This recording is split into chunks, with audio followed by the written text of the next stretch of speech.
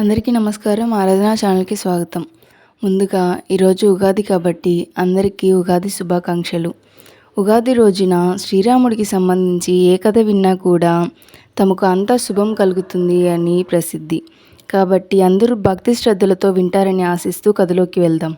పూర్వం ఇక్ష్వాకులు అని ఒక రాజవంశం ఉండేది. వారు కోసల దేశాన్ని పరిపాలిస్తూ ఉండేవారు. అయోధ్య నగరాన్ని రాజధానిగా చేసుకున్నారు. విశాలమైన రాజమార్గాలతో శోభాయమానంగా ఉండే పట్టణం అయోధ్య. ఉన్నతమైన కోట బురుజులు, వందల కొద్దీ శతఘ్నులు మోహించి ఉండేవి. రాజ్య రక్షణ వ్యవస్థ చాలా బాగుండేది. ప్రజలంతా ధనధాన్య సమృద్ధితో, సుఖ సంతోషాలతో ఆనందంగా ఏ లోటు లేకుండా జీవనం సాగించేవారు. ఆ సమయంలో దశరథుడు దేవేంద్రుడిలాగా రాజ్యపాలన చేస్తున్నాడు. ప్రజలను కన్న బిడ్డల వలె చూసుకుంటూ ఉండేవారాయన. దశరథ మహారాజు వద్ద 8 మంత్రులుండేవారు. వారు అపూర్వమైన మేధాశక్తి కలవారు. ఎదుటి వ్యక్తి ముఖ కవళికలను బట్టి వారి మనసులోని ఉద్దేశము గ్రహించేవారు. రాజుకు మేలు కలిగించేవారు, హితకరంగా ఉండేవారు మరియు ఆయనకు ప్రియమైన పనులు చేయడంలో వారు కడు సమర్థులు. వారు వరుసగా దృష్టి, జయంతుడు, విజయుడు, సిద్ధార్థుడు, అర్ధసాధకుడు, అశోకుడు, మంత్రపాలుడు, సుమంత్రుడు, వశిష్ఠ వామదేవులు ప్రధాన ఋత్వికులు. మంత్రులందరూ అత్యంత నిబద్ధతతో మెలిగేవారు. పటిష్టమైన గూఢాచార వ్యవస్థ కలిగి రాజ్యము నలుమూలలా ఏమి జరిగినా క్షణాలలో తెలిసేటట్లు ఏర్పాటు గావించుకున్నారు.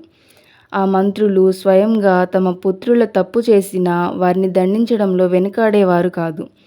వ్యక్తులు చేసిన అపరాధన తీవ్రతను బట్టి శిక్షలు అమలు చేస్తూ ఉండేవారు. బలవంతుడైన వ్యక్తి, బలహీనుడైన వ్యక్తి ఒకే తప్పు చేస్తే బలవంతుడికి శిక్ష తీవ్రత ఎక్కువగా ఉండేది. రాజ్యము, రాజ్యాంగము అంటే భయభక్తులతో మెలిగేవారు. రాజ్యమందు ఎక్కడా కూడా ప్రజలంతా అసంతృప్తి లేకుండా అద్భుతమైన పరిపాలనా వ్యవస్థ కలిగి మహేంద్ర వైభవంతో పరిపాలన సాగిస్తున్నాడు దశరథ మహారాజు. అదే సమయంలో ఒక వ్యక్తి చేత దేవతలందరూ చాలా బాధించబడుతున్నారు. వాడు రావణాసురుడు. వరగర్వితుడై ముల్లోకాలను పట్టి పీడిస్తున్నాడు. వాడి పీడ వదిలించుకునే మార్గం తెలియక యమయాతన పడుతున్నారు దేవతలు. చివరకు వారందరూ కలిసి ఒక నిర్ణయం తీసుకొని వాడికి వరములిచ్చిన విధాతనే ప్రార్థింప నిశ్చయించుకొని ఆయన వద్దకు వెళ్ళి అంజలి ఘటించి తాము వచ్చిన పని ఆయనకు తెలియజేశారు. దేవా, రావణాసురుడు బలదర్పితుడై వరగర్వముతో నీచే ఏర్పరచబడిన మా విధులు కూడా నిర్వర్తించనీయకుండా మమ్మల్ని భయభ్రాంతులకు గురి చేయుచున్నాడు. సూర్యుడు అతనికి వేడి కలిగించలేడు. వాయువు అతని పక్కన మసలడానికే భయపడుతున్నాడు. ఉత్తుంగ తరంగాలతో తీవ్ర ఘోషతో నిత్యం సందడిగా ఉండే సముద్రుడు తరంగాలను స్తంభించి చేసుకొని కూర్చున్నాడు. అది విన్న బ్రహ్మదేవుడు దేవతలను విష్ణుమూర్తిని ప్రార్థించమని సలహా ఇవ్వగా అందరూ ఆ దేవాది దేవుణ్ణి శరణుగోరి దీనముగా ప్రార్థించారు. అప్పుడు విష్ణుమూర్తి తాను మానవ రూపంలో జన్మించి వాడి పీడ నుంచి మిమ్మల్ని కాపాడుతానని అభయమిచ్చాడు. తాను రాబోయే రోజులలో దశరథ మహారాజుకు పుత్రునిగా జన్మిస్తానని చెప్పి వారిని పంపివేశారు. అదే సమయంలో దశరథ మహారాజు సంతానార్థి అయి పుత్రకామేష్టి యాగం చేస్తున్నాడు. అప్పుడు యజ్ఞకుండము నుంచి ఒక తేజోమయమైన భూతము ఆవిర్భవించింది. ఆ భూతము చేతిలో ఒక స్వర్ణపాత్ర, అందులో పాయసము నిండి ఉన్నది. ఆ భూతము ఆ పాయస పాత్రను దశరథుడికి అందజేసింది. భార్యల చేత ఆ పాయసాన్ని సేవింపచేశాడు దశరథుడు.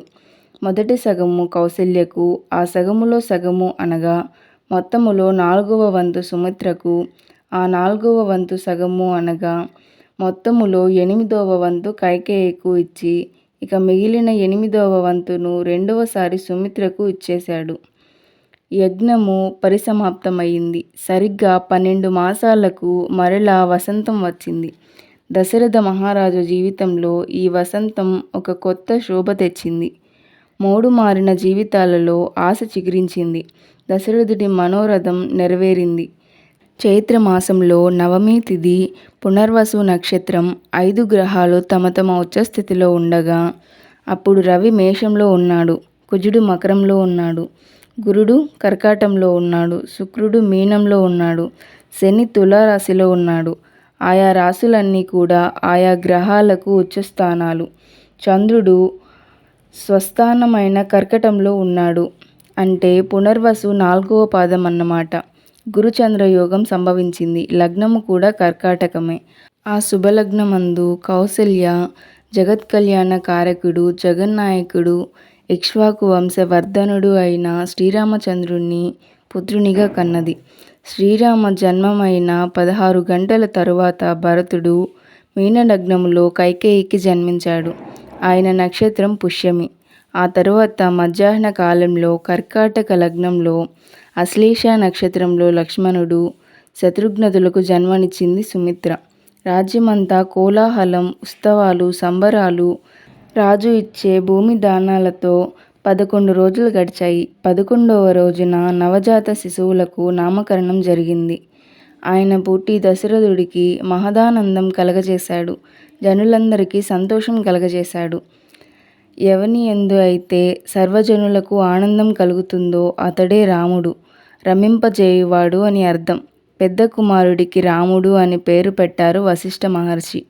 సంపద శోభ కలవాడు కావున లక్ష్మణుడు, రాజ్యమును భరించేవాడు కావున భరతుడు, శత్రువులను సింహస్వప్నముగా వారిని చంపుటకు కావున శత్రుఘ్నతుడు. నలుగురు కుమారులను చూసుకుని దశరథుడు మురిసిపోతున్నాడు. ఆయన ఆనందానికి అవధులు లేవు.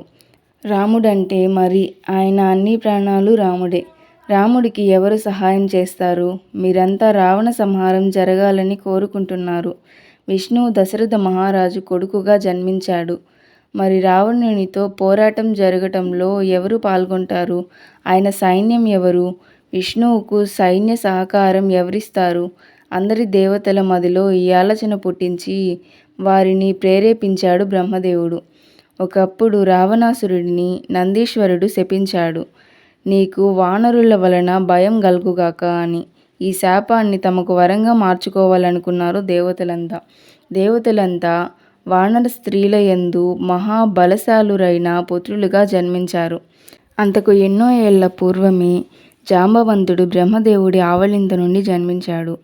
ఋషులు, సిద్ధులు, విద్యాధరులు, ఉరగులు, చారణులు, దివ్యశక్తులు కలవారంతా తమ తమ కుమారులుగా వీరాది వీరులైన వానరులను సృజించారు.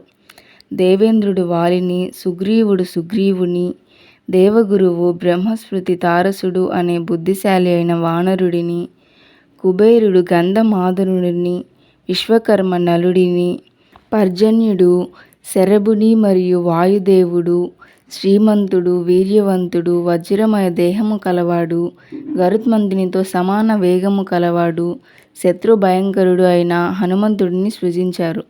ఏ దేవుడికి ఏ రూపము, ఏ వేషము, ఏ పరాక్రమము, ఏ తేజస్సు ఉండునో ముమ్మూర్తుల అవే లక్షణాలతో అనేక కోట్ల వానరులు జన్మించారు. ఈ వానరులంతా కూడా అమిత బల సంపన్నులు.